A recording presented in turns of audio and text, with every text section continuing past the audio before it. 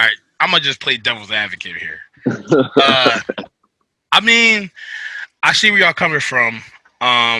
But I wanted to ask because you said, Cole, you said he didn't even touch the finals. He really didn't do anything in the postseason. So I want to know: is Vince Carter, the guy that just Ooh, retired this year, is he come a on, Hall of man. Famer? Come on, man. You not yes. Yes. Yes. Yes. Now, just to let you know, Yes. he averaged 16 points that's his career average. Now, Zebo Yes. averaged basically a Here- double double. All right, here's how I'm about to get you now. Yao Ming's in the Hall of Fame And for I'm what glad. he did for what he did for the game of basketball. Look what Vince Carter did Okay. globally and iconically for the game of basketball. He's the greatest dunker of all times. He jumped over a 7-footer and dunked the ball. He did.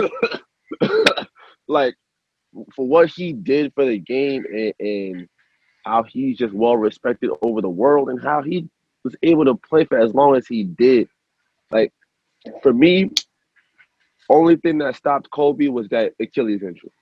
Kobe could have probably played 22, probably 23 years in the NBA. That Achilles injury at his age is what made him retire in 2016.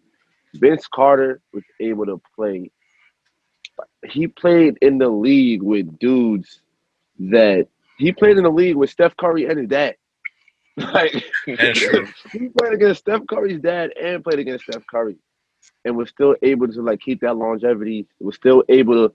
He wasn't producing at a high rate, but he was also that team coach, that player coach on the bench, that veteran in the locker room, and he just brought that. Like Vince Carter's a Hall of Famer without a doubt. Yeah, yeah. I used to my re-up. Now it's the jet with my feet up. I got the money and power. Now none of these can see us. I'm rocking furs on first. I'm probably beefing with Peter. I got a pair to leave her. It's probably cheaper to keep her. I keep about 20 racks inside the lamb truck and sliding dog. I just put 20 racks on his head, the young sliding dog. I get a bag to double it. All of that talking ain't adding up. Calling the peace treat. I been turning the static up. I'm turning the savage up. Bentley Rolls Royce in the fleet. Hey, I bet that cannon got reach. I still keep it under the seat. I bought the rubber bands. What's up, T4Cers? You already know it's your boy DC3. We back with another installation of T4C. We got Terrence Lewis on my screen. He's on the left side. He rocking the San Diego Padres hat. And on the bottom we got a special guest. It's my brother from college, James Cole. He was a former Del Valle football player turned coach. Now he's coaching for his I believe AAU team, correct?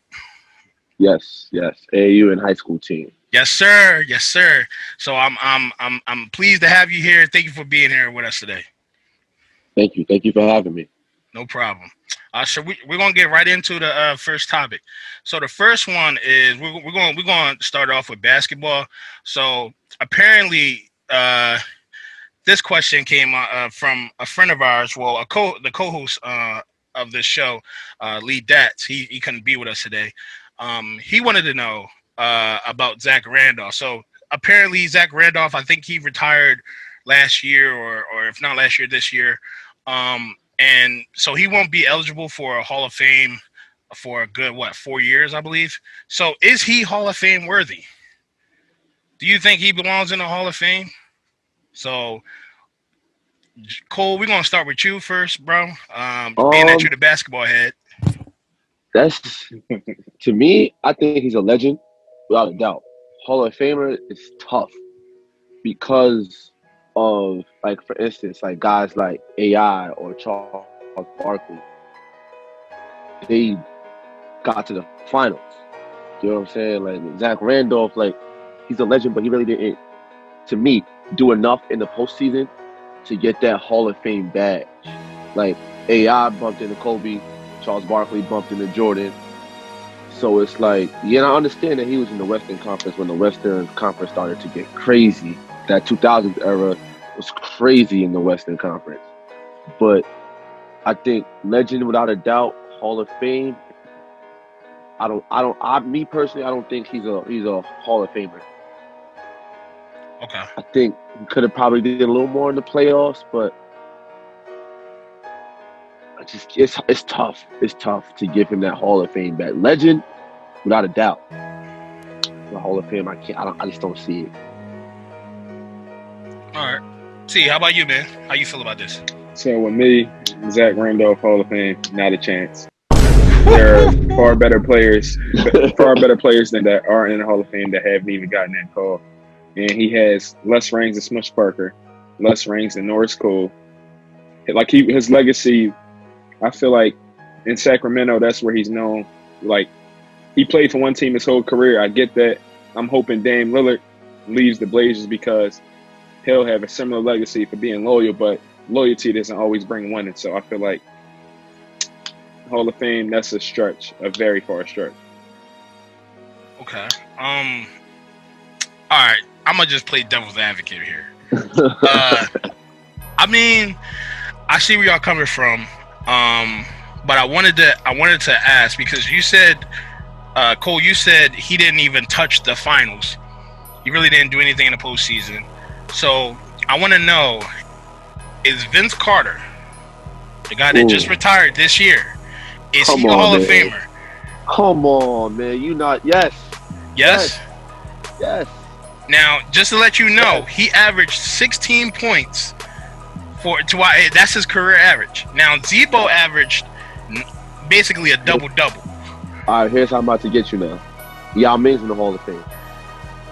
For what he did for the game of basketball. Look what Vince Carter did globally and iconically for the game of basketball. He's the greatest dunker of all times. He jumped over a 7-footer and dunked the ball. He did. Like, for what he did for the game and how he's just well respected over the world and how he was able to play for as long as he did. Like, for me, only thing that stopped Kobe was that Achilles injury. Kobe could have probably played 22, probably 23 years in the NBA. That Achilles injury at his age is what made him retire in 2016. Vince Carter was able to play. He played in the league with dudes he played in the league with Steph Curry and his dad. Like, that's true. He played against Steph Curry's dad and played against Steph Curry, and was still able to like keep that longevity. Was still able to. He wasn't producing at a high rate, but he was also that team coach, that player coach on the bench, that veteran in the locker room, and he just brought that. Like, Vince Carter's a Hall of Famer without a doubt. Without a doubt. So you're pointing that not just his longevity, but the fact that he transcended the game of basketball, being the greatest dunker of all time, and he was, like you said, longevity. I agree with that, but I also wanted to point out that I think the reason why we don't give ZBO enough credit is because during his time of play, there were a lot of great power forwards in the league that overshadowed him. Like, you look at Tim Duncan, sorry about that. You look at Tim Duncan, you look at Dirk Nowitzki, you look at why are you looking at me like that? You're not mentioning Zach Randolph in the same breath. No. I'm not mentioning him. This is what I'm saying. I'm not saying that he's on their level or he's better. What I'm saying is he averaged a good amount of points. Like, his career average is 20 points per game, around 20 points per game, and around 10 rebounds per game. That's not bad for a career. Being that I believe he played for almost like 15 years. That's not bad. That's good. Pretty good numbers, especially for a guy like he's not even that like big for a power forward. Like, he's usually he's like 6'8", 6'9". He's very undersized for a power forward. But yeah, he averages 10 rebounds like for his whole career. But back to what I was saying, I think he's getting overshadowed by those great power forwards. And like I said, Tim Duncan, Dirk Nowitzki, you got Kevin Garnett up there. Like, all those players, they just overshadowed him because they were like MVP caliber. Well, they all won MVPs, but they also just made their team so good, and they were the catalyst of their team. So I think that plays into a role of him maybe not getting into the Hall of Fame. Some of the time, some of those players that I mentioned played into the role of him not even making it to the finals. So But and also you also got to think those power forwards that you mentioned. What did they do in the playoffs?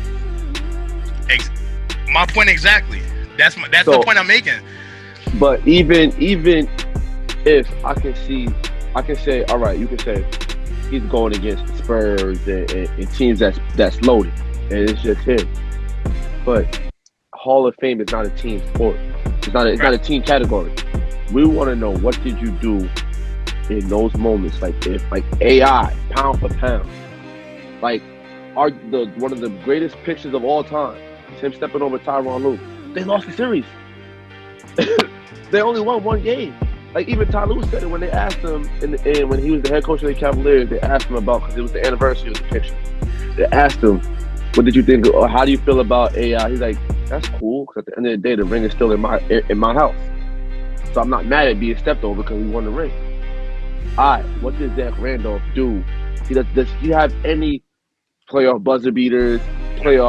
Zach Randolph scored 50 in Game 6 of the 2000. No career-defining moments.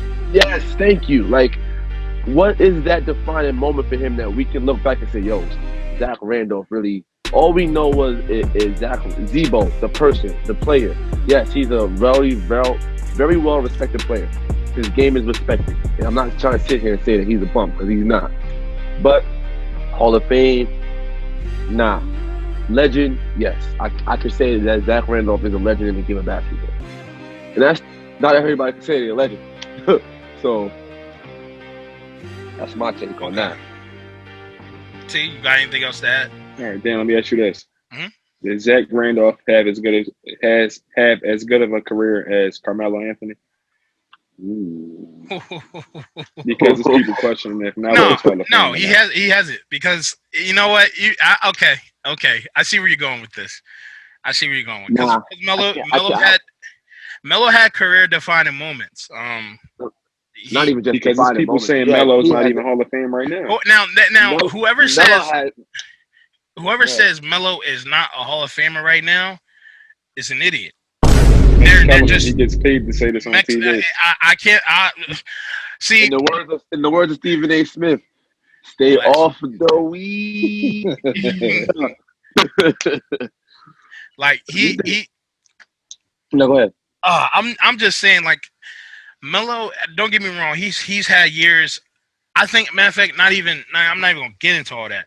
I think when he went to New York, and I think when he stayed there longer than he should have, and when he had that little run-in with the front office of New York, and he just happened to bump into LeBron at LeBron's prime.